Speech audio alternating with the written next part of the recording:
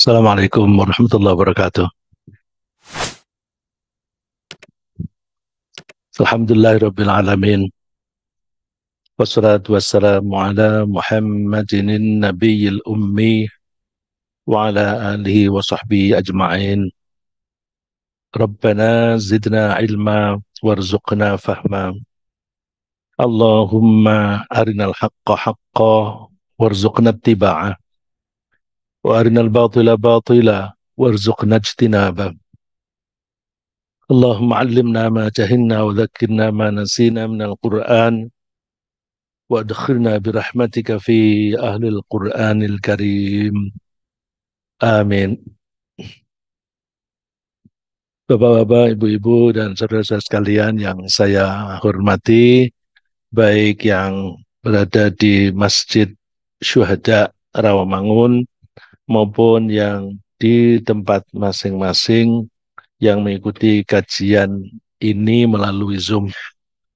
Mudah-mudahan Allah merahmati kita dan membimbing kita sehingga kita bisa memahami pesan-pesan Allah dengan benar, dan mudah-mudahan Allah memberi kita semangat dan kemampuan untuk selalu mengikuti ajaran Allah untuk kita terapkan baik ketika kita beribadah maupun ketika kita berperilaku sehari-hari. Kita sedang mempelajari surat Al-Lail dan alhamdulillah kita sudah mempelajari sampai ayat ke-11. Di surat ini intinya Allah menyebutkan bahwa manusia itu mempunyai perilaku yang berbeda-beda. Berbeda-beda itu tentu dipengaruhi pola pikirnya, karena sebagian ada yang beriman dan ada yang tidak beriman. Pola pikir manusia umumnya mempengaruhi perilakunya.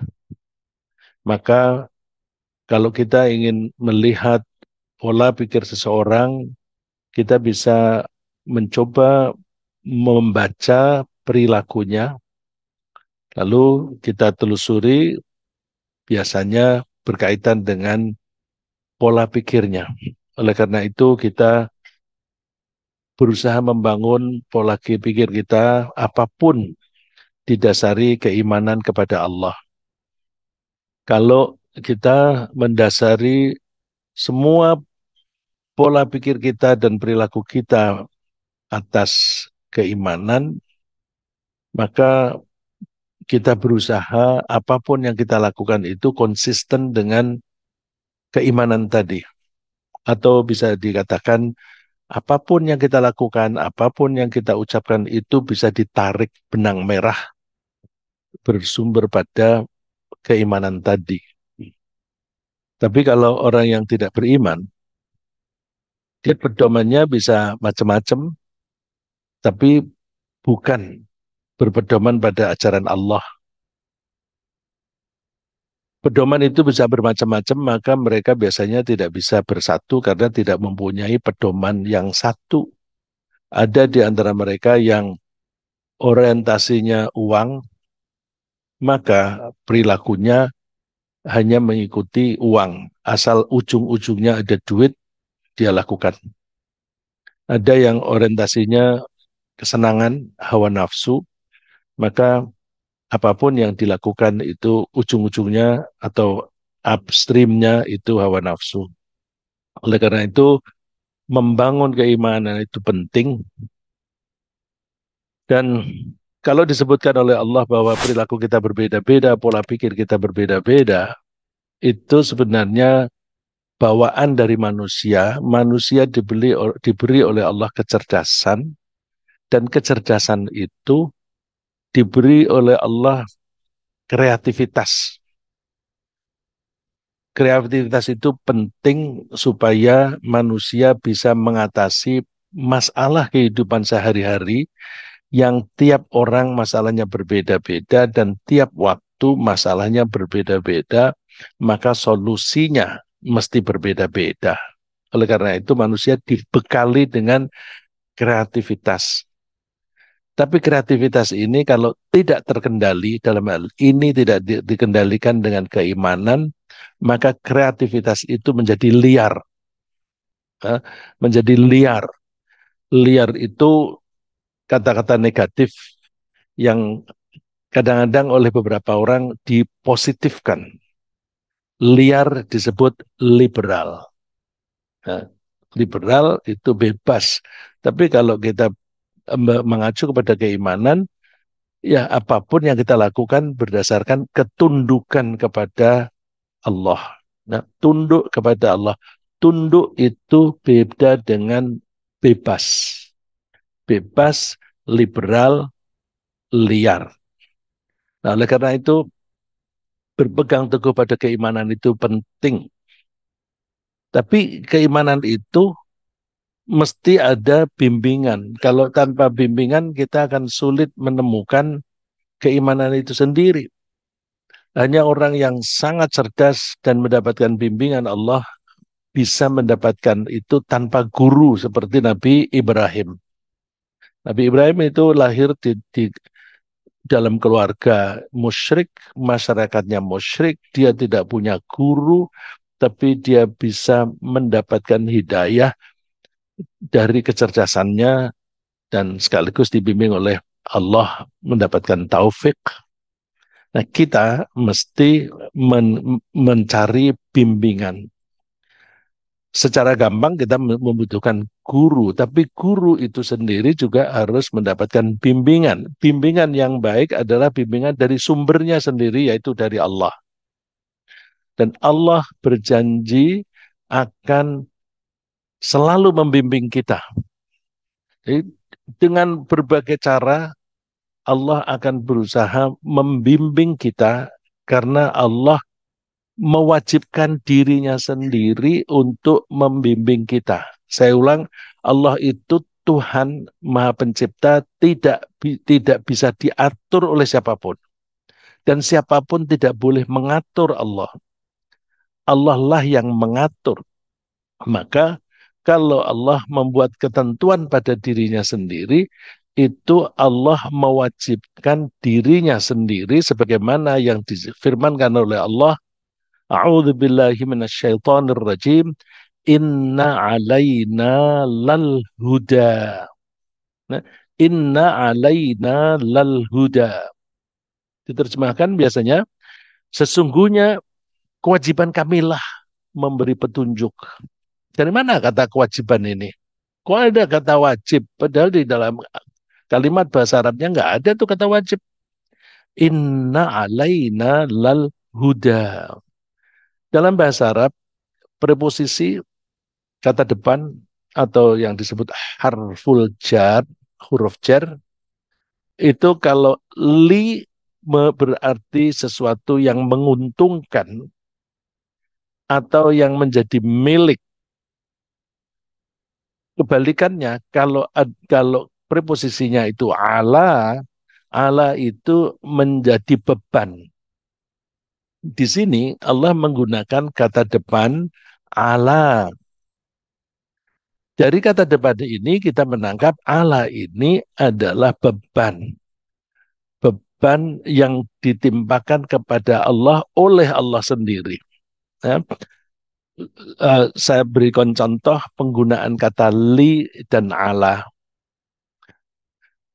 Misalnya saya mengatakan inna li alaika alfu rubiyah. Inna sesungguhnya li untukku menguntungkan aku. Alaika atasmu membebani kamu. Alfu rubiyah 1.000 rupiah.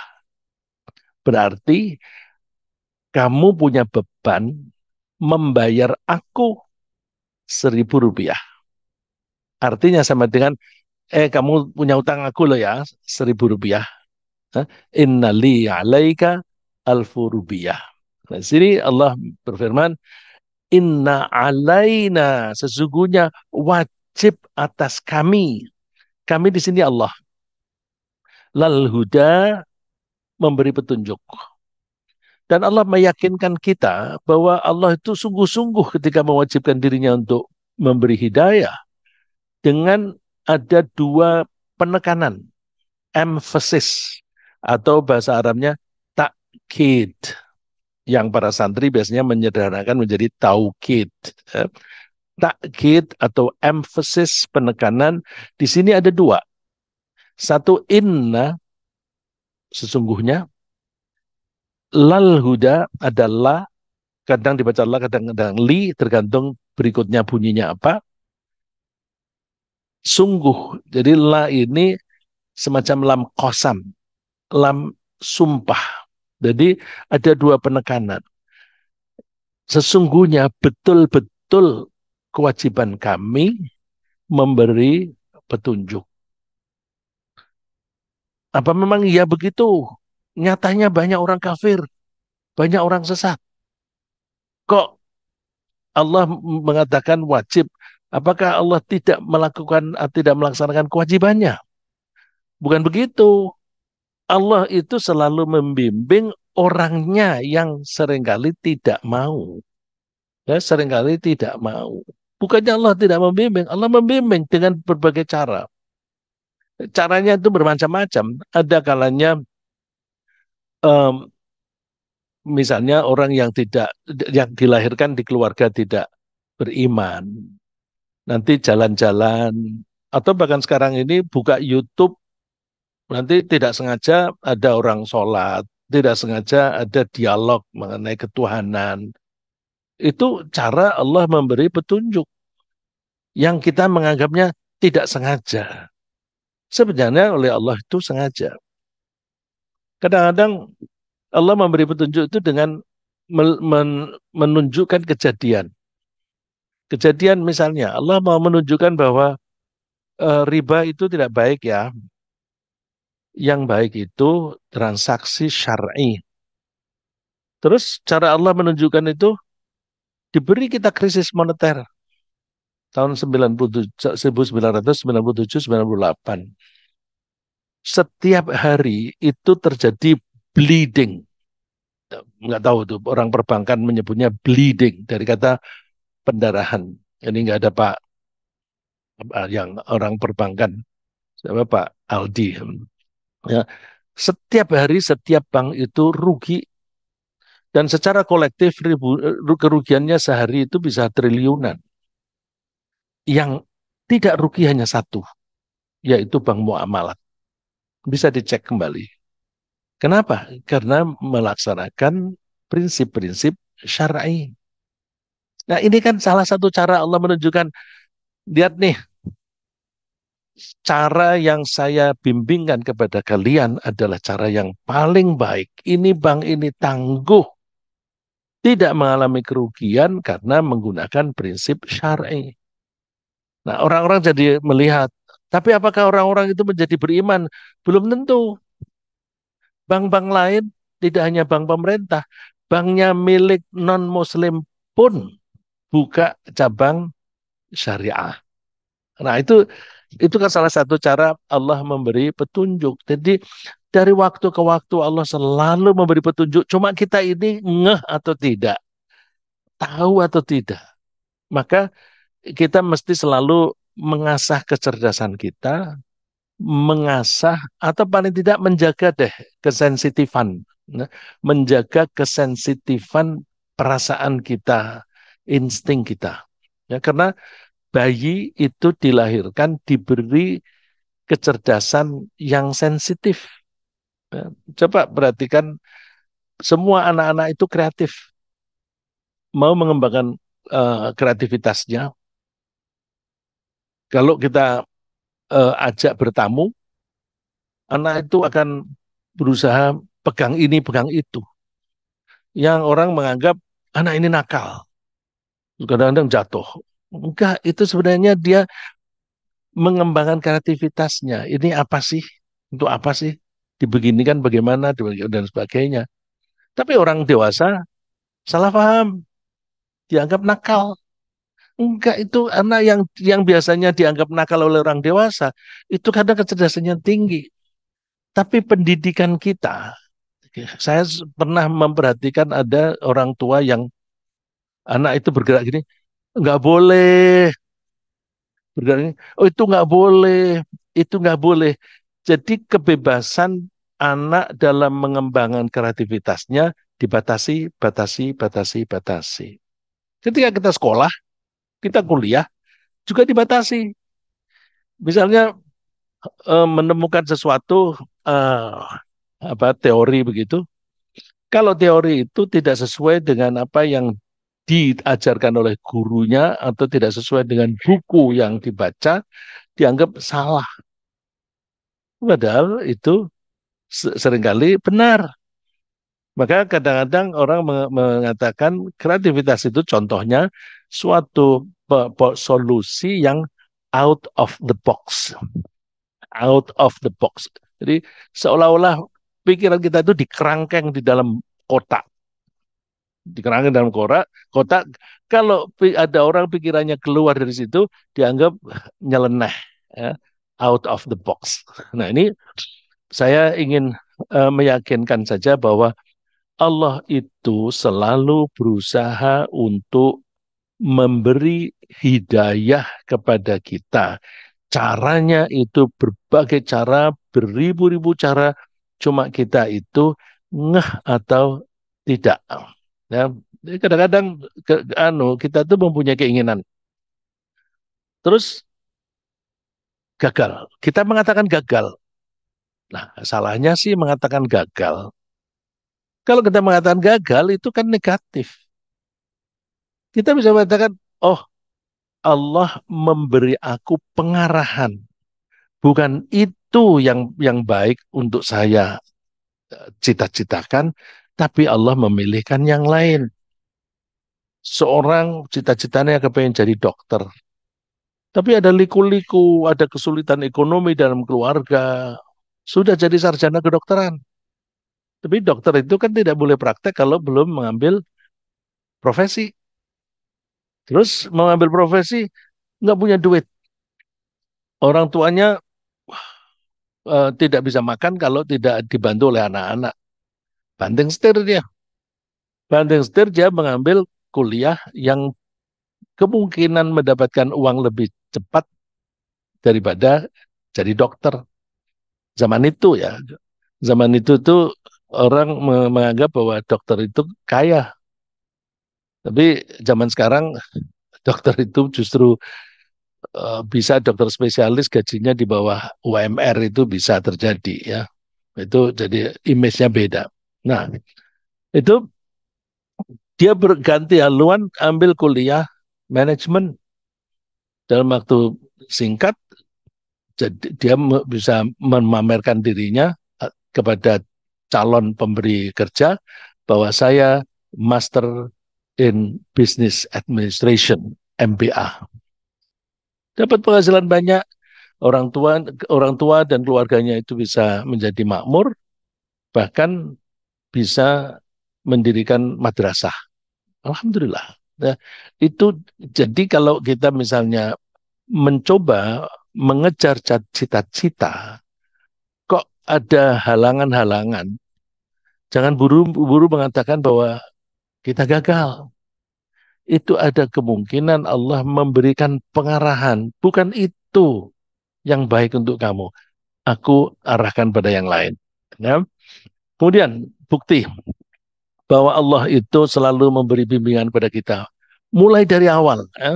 Mulai dari awal Nabi Adam dan Ibu Hawa ketika dipersilahkan keluar dari neraka. Apa dari surga. Mohon maaf. Qulna bitu minha jami'a. Kami katakan, bitu minha. Keluarlah dari surga jami'an. Semua. Semua ini Nabi Adam, Ibu Hawa, dan Iblis. Janji Allah, fa imma ya'tiyannakum minni huda. Nanti kalau ada petunjuk datang dariku untukmu.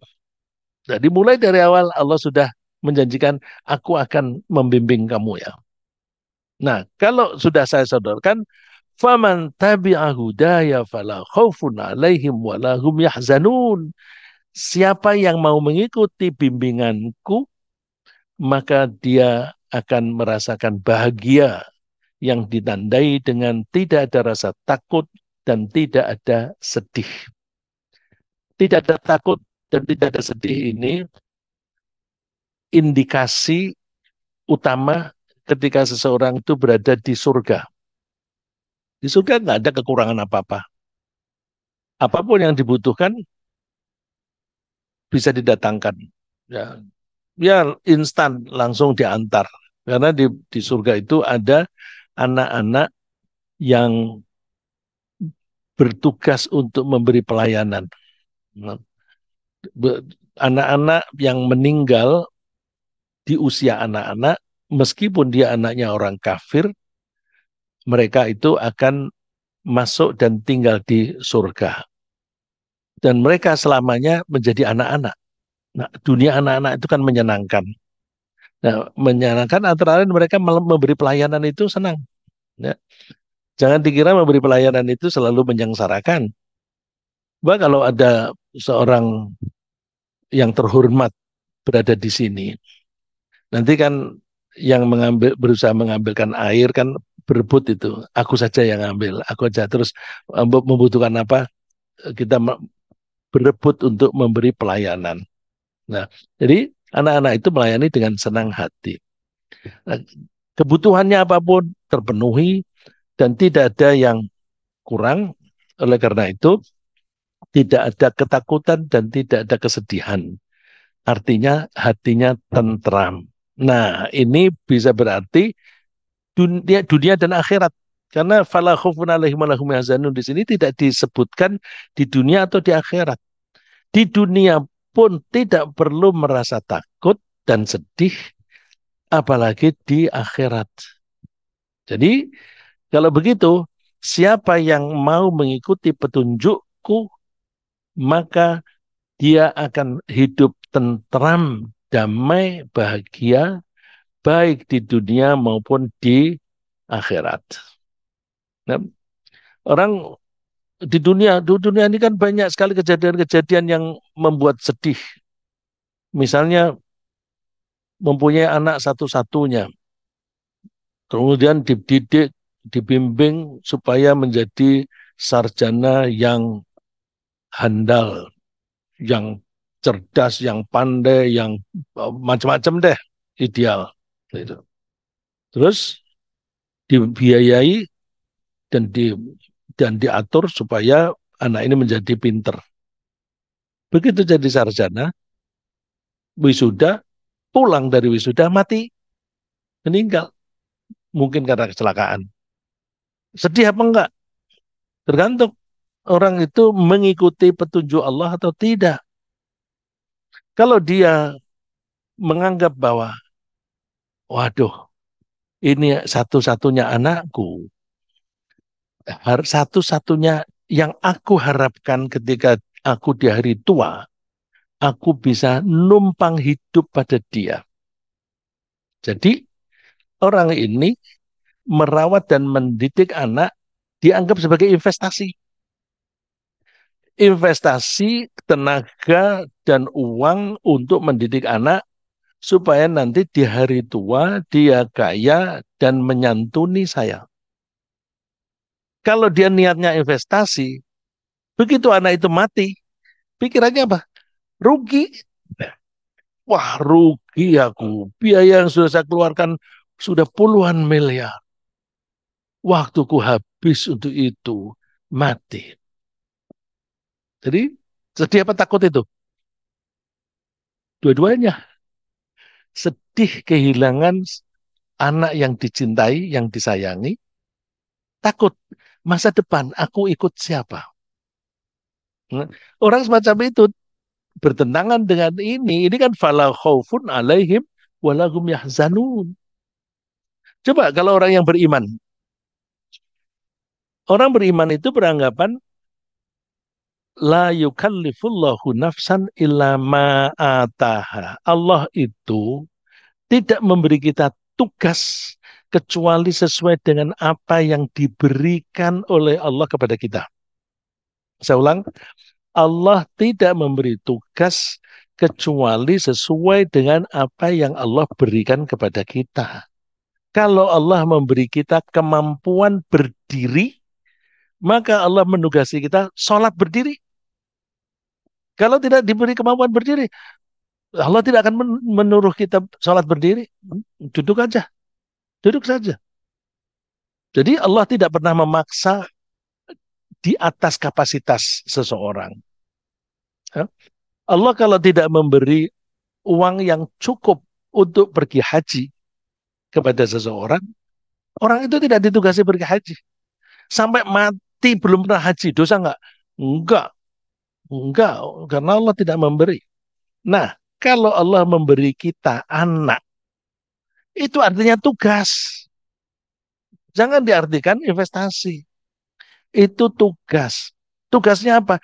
Tugasnya seperti maksudnya Allah menciptakan anak. Apa itu maksudnya Allah menciptakan anak? Apa Pak? Kira-kira Pak? Kalau Allah memberi kita anak, kita ditugasi merawat dan mendidik anak. Targetnya seperti targetnya Allah menciptakan anak itu. Apa itu Pak? Ibadah. Karena anak itu kan manusia. Anak itu kan manusia. Wa ma khalaqtul jinna wal insa illa liya'budun.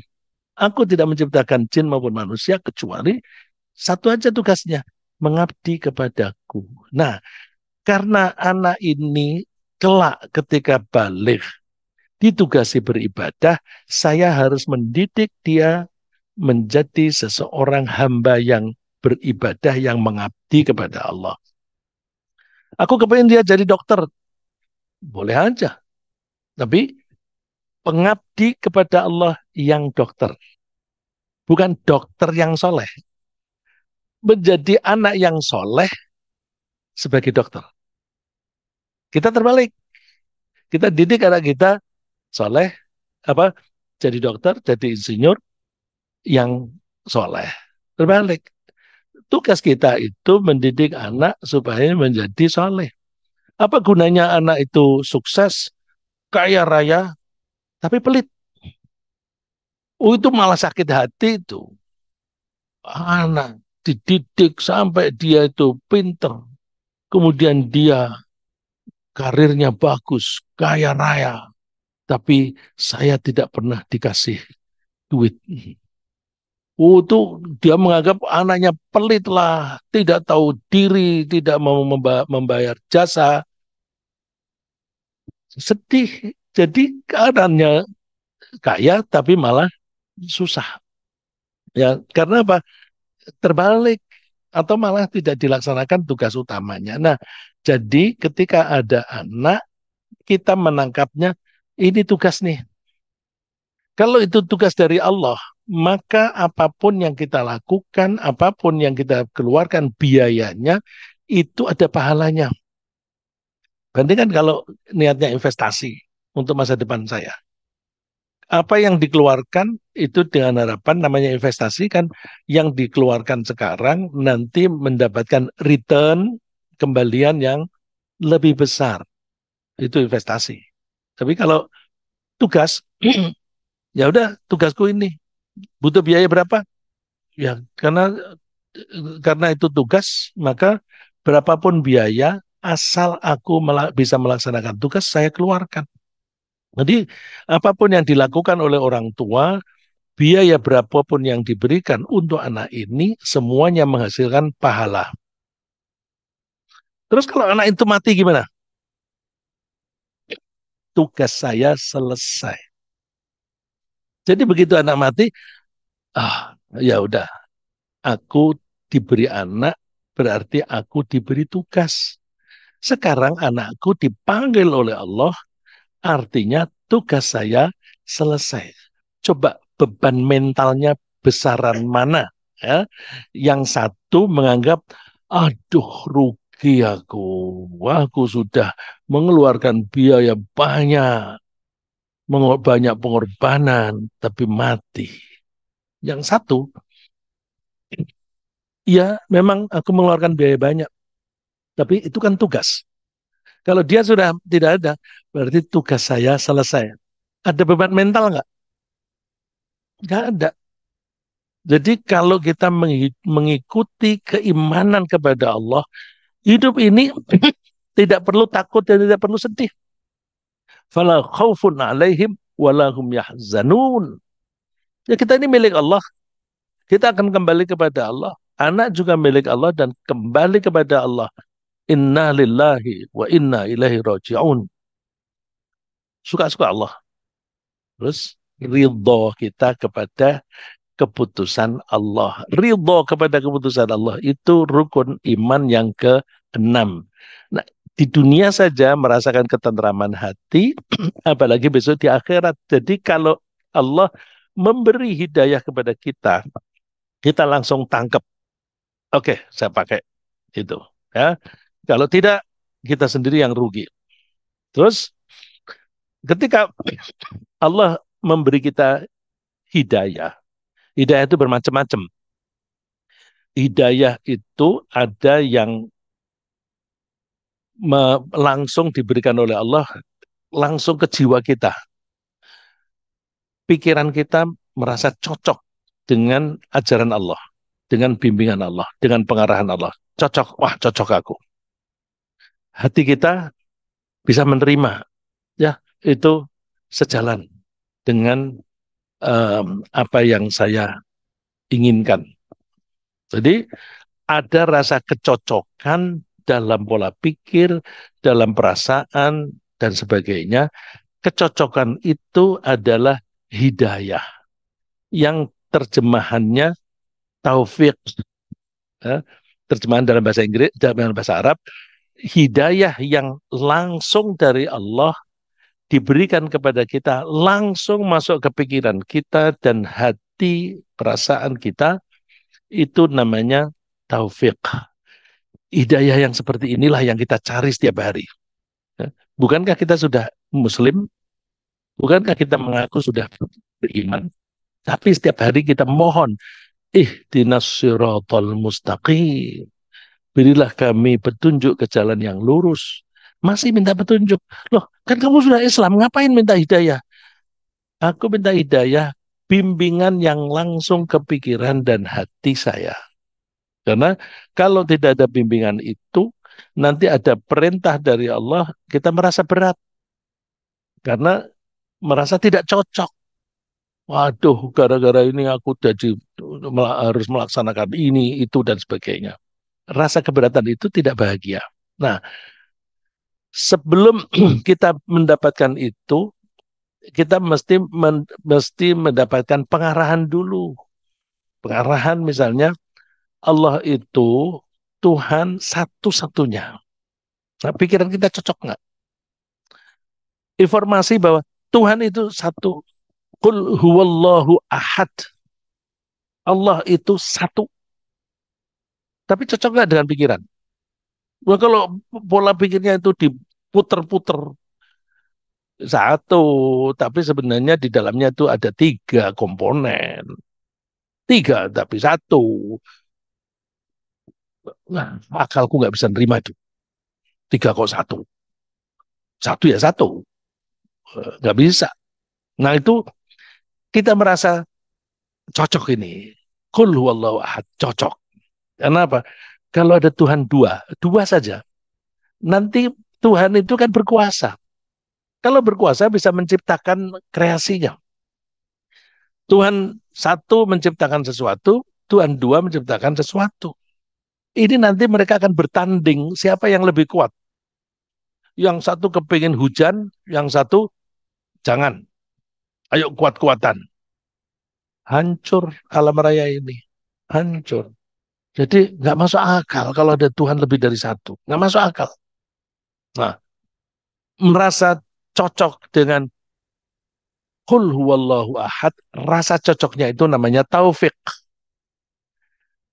Informasi bahwa huwallahu ahad itu namanya dilalah, petunjuk, pengarahan. Jadi pengarahan. Jadi hidayah yang kita cari adalah kecocokan dalam pikiran dan hati kita. Untuk itu kita butuh informasi yang bisa kita tangkap, yang bisa kita olah dengan akal kita. Nah, informasi itu dari mana? Dari para nabi dan dari kitab. Dari kitab dan para keterangan nabi itu hanya sebatas informasi. Huda petunjuk, tapi dalam bentuk informasi. Tapi nyatanya dalam kehidupan sehari-hari, orang itu senang membaca atau melihat petunjuk enggak? Nyatanya dalam kehidupan sehari-hari orang itu males melihat petunjuk. Nah, misalnya contoh toilet mana? Misalnya ada masjid-masjid atau tempat-tempat, terutama tempat umum, itu ada petunjuk toilet sana. Oh, terus ada orang yang, wah di mana ya?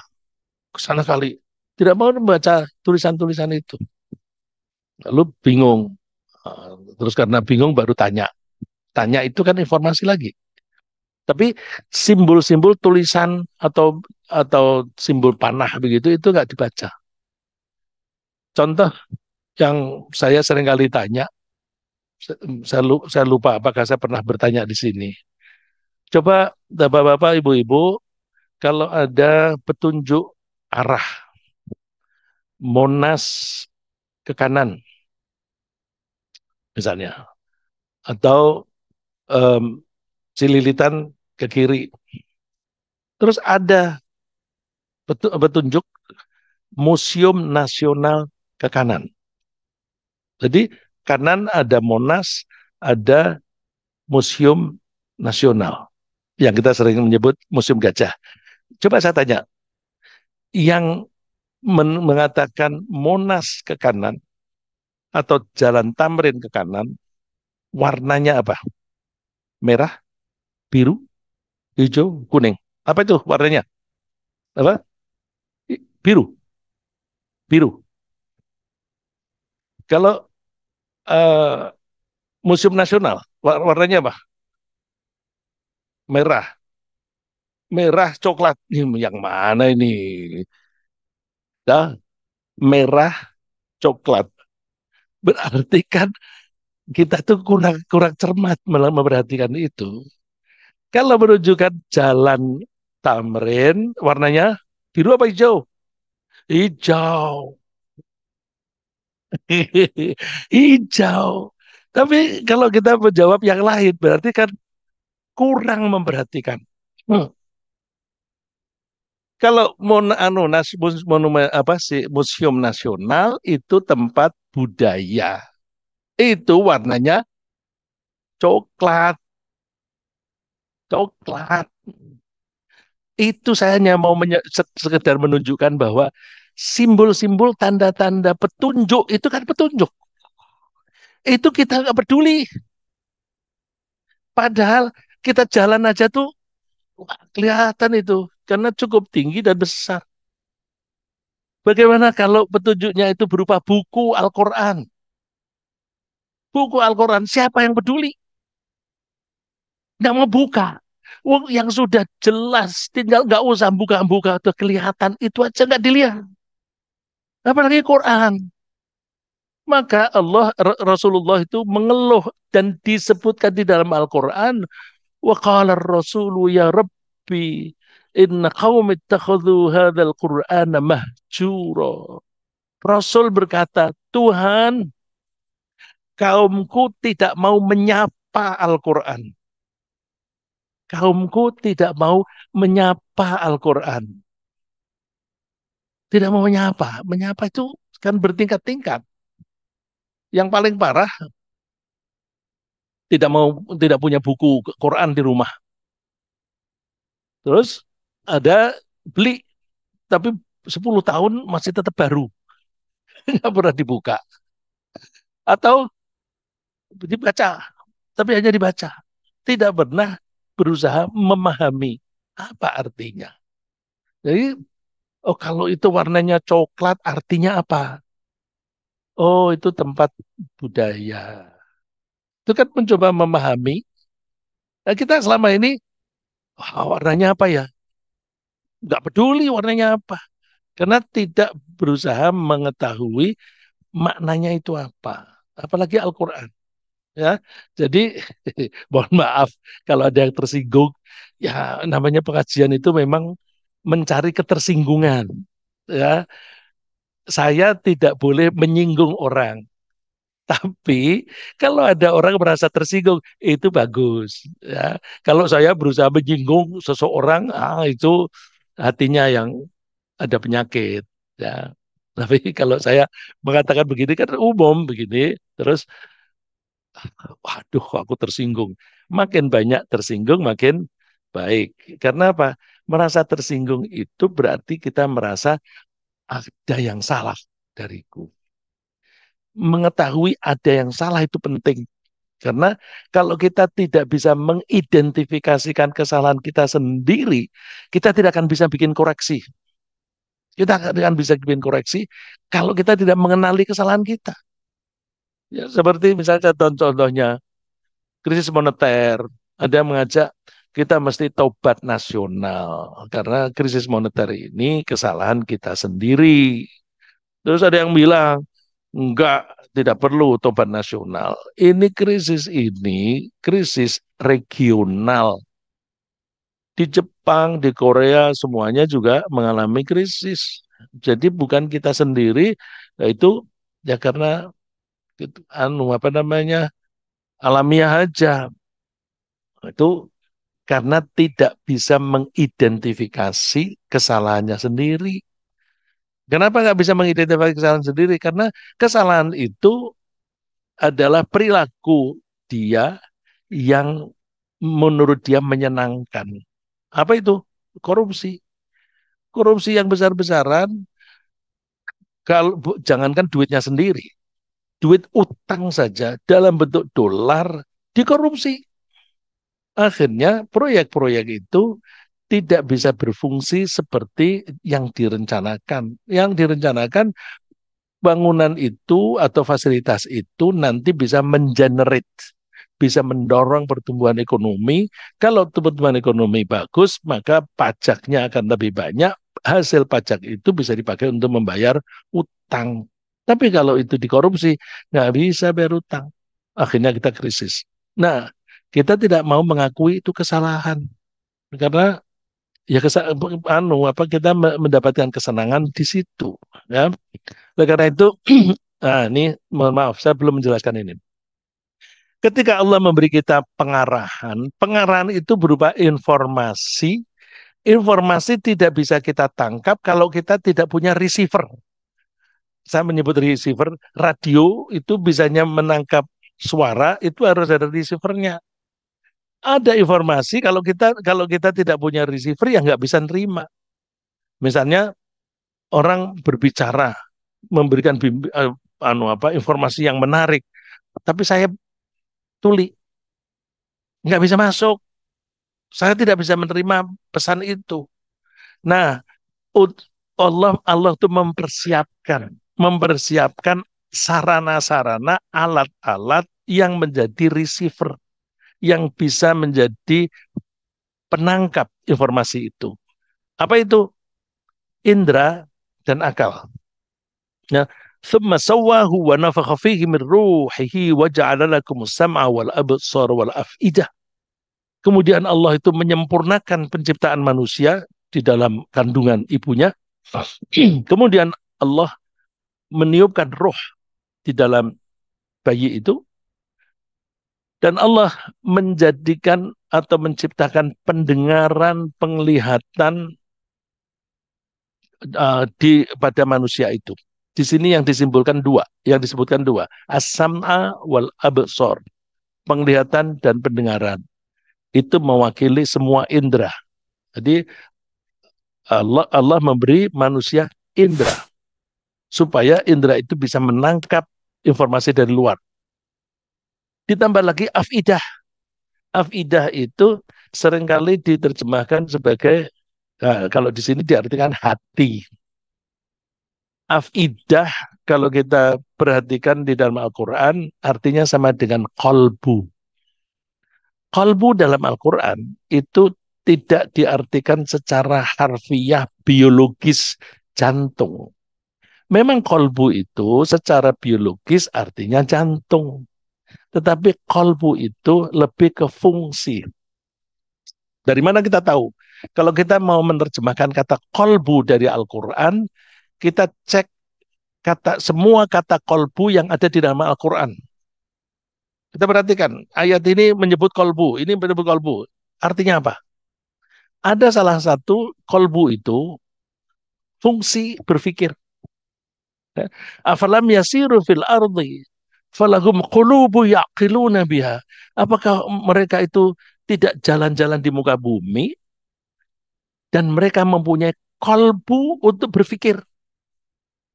Walahum qulub. Qulub itu jamak dari kolbu. Mereka mempunyai kolbu yaqilun. Yaqil dari akal. Yang mereka gunakan untuk berpikir. Jadi kolbu itu sistem berpikir. Bukan hanya jantung.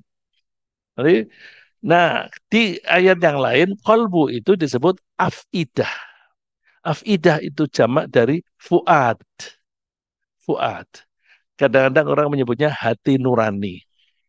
Saya cenderung sistem berpikir.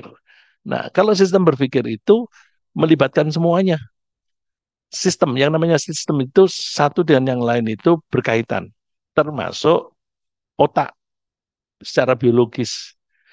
Proses berpikirnya di otak, nanti indikasinya, indikatornya ada di hati, di jantung. Kalau orang melihat suatu peristiwa, suatu kejadian, dia pasti akan berusaha menafsirkan kejadian itu apa. Kalau kesimpulan akhir diartikan sebagai, wah kalau begitu ini membahayakan saya ini. Begitu diartikan membahayakan, maka perasaan yang muncul adalah takut. Jadi takut itu adanya di hati, indikatornya di hati. Orang yang takut itu deg-degan, deg-degan. Jadi kalau kita berpikir jangan hanya menggunakan otak, gunakan juga jantung kita indikatornya. Nah, itu sistem. Jadi Allah ketika mau memberi hidayah kepada kita berupa informasi, itu kita diberi indera sebagai penangkap awal dan afidah sebagai pengolahnya. Tapi yang terjadi apa? Qalilan ma tashkurun. Betapa sedikit kalian itu bersyukur.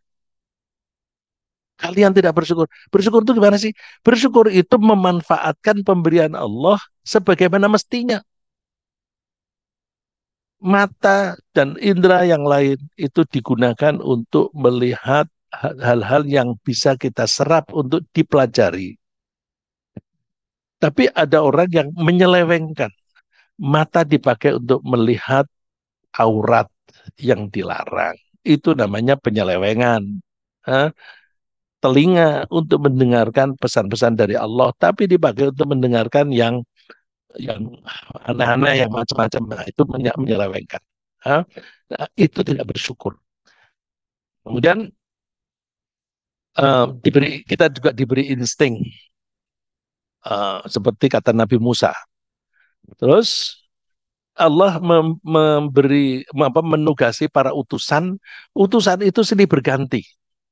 Nabi Adam, Idris, Nuh, Soleh, dan seterusnya. Itu berturut-turut Allah menyebutnya thumma arsalna rusulana tatra. Kemudian kami utus beberapa utusan kami secara berturut-turut. Ini semuanya ini bukti jaminan Allah. Allah memberi petunjuk manusia. Dan di antara Rasul itu diberi pedoman yang tertulis. Kitab. Seperti kita mendapatkan Al-Quran. Thumma awrathna al-kitab alladhina astafaina min ibadina. Kemudian kami wariskan, kami beri mereka itu kitab. Cuma perilaku orang yang menerima kitab itu terbelah di sini menjadi tiga.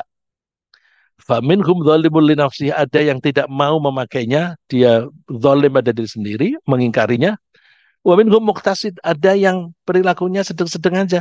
Ya udah dipelajari terus dipakai, dia amalnya pas-pasan, yang penting tidak berbuat dosa. Jadi kalau timbangan itu dia masih eh, surplus sedikit, ya, maka orang ini berhak masuk surga.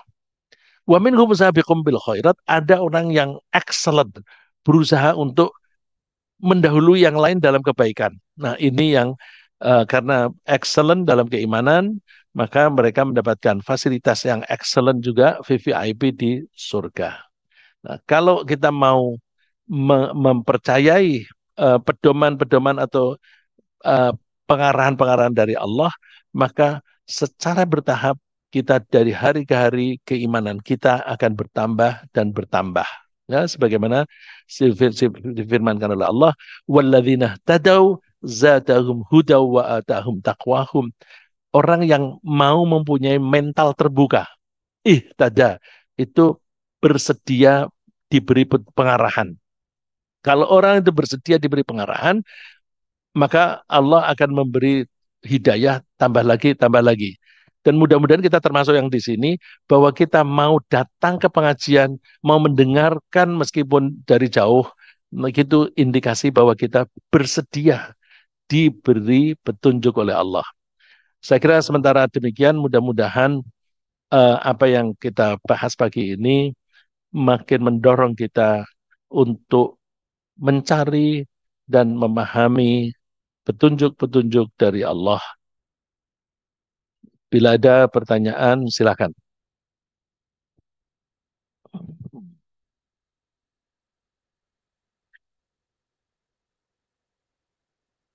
Baik,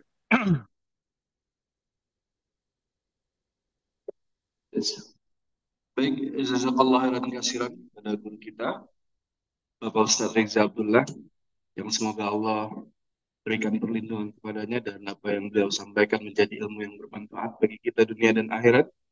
Apabila ada pertanyaan dari jamaah yang hadir di masjid, kami persilahkan. Kami bacakan dulu yang dari online, Pak. Dari pagi, Pak Yuswil sudah bertanya kepada kita melalui. Bismillah, saya Rizal. Izin bertanya, ayat 12 ini sejalan dengan Al-Fatihah ayat 6. Apakah ini berarti kita membutuhkan dan harus mengharap hidayah Allah sebagai usul Allah? Jadi pertanyaan Pak Yusuf ini sudah dijawab oleh Mas Tiga. Silakan Pak. Ya, terima kasih. Ya, bahwa Allah itu berjanji akan memberi hidayah. Cuma kita ini mau atau tidak. Dan kadang-kadang kita ini tidak paham. Nah, dan apa namanya, mungkin ada informasi yang sifatnya itu pengarahan, tetapi belum masuk ke dalam jiwa kita. Nah, ihdinas siratal mustaqim ini itu kan artinya berilah kami taufik, ya, berilah kami ke taufik, rasa kecocokan dengan hidayah yang engkau berikan. Jadi Allah berjanji memberi hidayah dan Allah berikan kepada kita lewat utusan-utusannya dan lewat kitabnya. Tapi itu informasi, tergantung kita mau atau tidak. Kita mau pun belum tentu kita bisa menangkap dengan baik.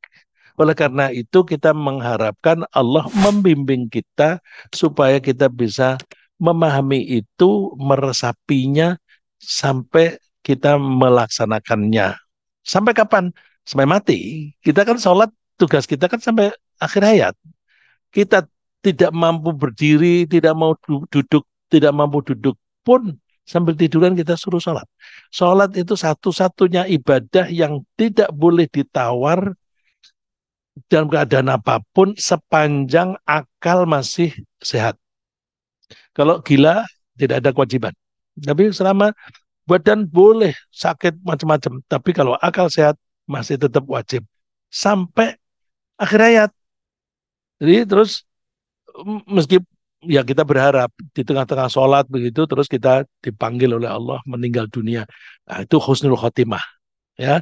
Jadi kita berharap iman itu kita pegang teguh sampai akhir hayat, dan dengan harapan dengan demikian kita akan mengakhiri hidup kita dengan kebaikan, berakhir dengan baik, itu bahasa Arabnya husnul khotimah. Makasih Pak Yusuf. Assalamualaikum. Waalaikumsalam. Pertanyaan singkat aja Pak, ini mengenai apa siksa kubur itu Pak. Apakah siksa kubur itu bertambah atau berkurang? Begitu juga nikmat di kubur itu bertambah berkurang. Mohon penjelasannya Pak. Iya, terima kasih. Siksa kubur itu ada ya. Siksa kubur itu ada karena Rasulullah sering menyebut siksa kubur dan pernah juga Rasulullah berjalan-jalan bercerita bahwa orang yang di dalam kuburan itu sedang disiksa. Terus pertanyaannya apakah siksa kubur bisa berkurang? Hadis itu menunjukkan bahwa siksa kubur bisa berkurang. Kan Rasulullah mengambil uh, pelepah kurma dari pohon, kemudian ditancapkan di kuburan dengan harapan siksa kubur diringankan selama itu masih basah. Berarti bisa berkurang. Nah, terus yang kita uh, diharapkan lebih dari itu, anak-anak supaya mendoakan orang tuanya. Kan ketika seorang itu meninggal dunia, dia sudah tidak bisa beramal yang bermanfaat untuk dirinya. Tapi kalau ada anak yang berdoa, itu bermanfaat. Bermanfaatnya termasuk di kuburan. Termasuk di kuburan itu diringankan. Dan mudah-mudahan juga diringankan di akhirat nanti. Jadi jawabannya bisa dikurangi. Gitu. Ada pertanyaan lagi? Assalamualaikum. Waalaikumsalam warahmatullahi wabarakatuh. Ustaz, saya mau nanya nih, anak yang di pondok itu Pak ya, ya santri, para santriwan itu, umpamanya dia dapat panggilan dari Palestina, terus kemudian mereka dikirim ke Palestina, ikut berperang sama melawan Israel gitu ya, terus mereka itu syahid, apa tuh meninggal gitu dalam perang itu, apakah itu bisa disebut sebagai syahid gitu, mati syahid? Karena itu kan melawan kita kita nggak tahu itu gimana itu. Nah, Oh ya, terima kasih. Terima kasih. Apakah orang yang meninggal di perang Palestina itu syahid apa enggak? Pedoman umumnya begini, Pak. Orang yang meninggal dalam keadaan berjuang di jalan Allah, maka dia mati syahid. Tentu di jalan Allah itu yang nomor satu dalam keadaan perang. Perang di jalan Allah. Tapi visabilillah juga bisa bukan perang. Bapak, misalnya kita ini sedang ngaji nih, Bapak atau saya, terus sekarang meninggal, cek gitu. Saya meninggal, Bapak meninggal sedang menempuh jalan Allah. Syahid. Syahid. Nah, tapi syahid yang disebut dunia akhirat itu syahid yang meninggal dalam peperangan. Pertanyaannya, apakah orang yang berjuang membela Palestina itu syahid? Itu orang berbeda pendapat, biasanya perbedaan pendapat itu dilatar belakangi politik. Politik. Misalnya, Saudi Arabia dan negara-negara Arab. Dulu mereka mungkin menganggap bahwa orang yang berjuang untuk kemerdekaan Palestina melawan Israel itu berjuang di jalan Allah. Matinya mati syahid. Tapi sekarang, coba orang Saudi tanya, matinya syahid apa enggak? Mereka akan bilang konyol. Karena apa? Politik. Bukankah Saudi itu sudah tunduk kepada Israel? Kalau dia tunduk pada Israel, dia tidak berani memerangi Israel. Saudi Arabia tunduk pada Israel itu bukan sekarang saja, Pak. Dari dulu. Hanya ada salah satu raja yang berani menunjukkan penentangannya, Raja Faisal, mati dibunuh. Ya, jadi kenapa begitu? Karena negara-negara Arab di sekitarnya bukan hanya Saudi, dulu bersumpah akan membela Palestina untuk merdeka dan melawan Israel. Satu persatu mereka membuat perjanjian dengan Israel, damai. Karena mereka mengikuti politik yang semacam itu, maka mereka tidak berani melawan Israel. Kalau ada orang melawan Israel seperti Hamas, dianggap itu bertentangan dengan politik mereka. Maka Bapak kalau buka YouTube, ada orang pakai jenggot, oh itu orang Palestina hanya bisanya ngemis-ngemis saja dan sebagainya. Alirannya aliran apa? Itu kan mengikuti pola Saudi. Saudi, mohon maaf, yang orang yang pro Saudi, saya hanya politiknya Saudi aja, gitu ya. Saudi itu membela Israel tidak hanya sekarang, Pak. Mulai tahun 1920-an, sebelum ada kerajaan Saudi, Al-Mamlakah As-Saudiyah Al-Arabiyah, sebelum ada itu, dulu masih Amir, masih raja kecil, itu sudah bikin perjanjian saling mendukung antara Amir ini dengan Yahudi. Nah, itu berlanjut sampai sekarang. Berlanjut sampai sekarang. Jadi, eh, syahid apa enggak? Bapak tanyanya kepada siapa? Kalau tanyanya kepada orang orang Mesir, orang Syria, tapi yang sudah kerjasama dengan Israel, ya akan mengatakan konyol. Tapi kalau Bapak mengatakan bahwa orang Palestina ini kan tanahnya dirampas. Tanahnya dirampas, kalau orang merebut kembali hartanya, itu syahid. Jangankan tanah, Pak. Saya punya uang 100.000, ada orang merampas duit saya 100.000, saya membela diri, dia mengajak berantem, saya mati. Saya mati membela uang 100.000, matinya syahid, Pak. Karena saya sedang membela hak. Apalagi tanah. Orang membela tanah airnya itu adalah membela hak dan itu di jalan Allah.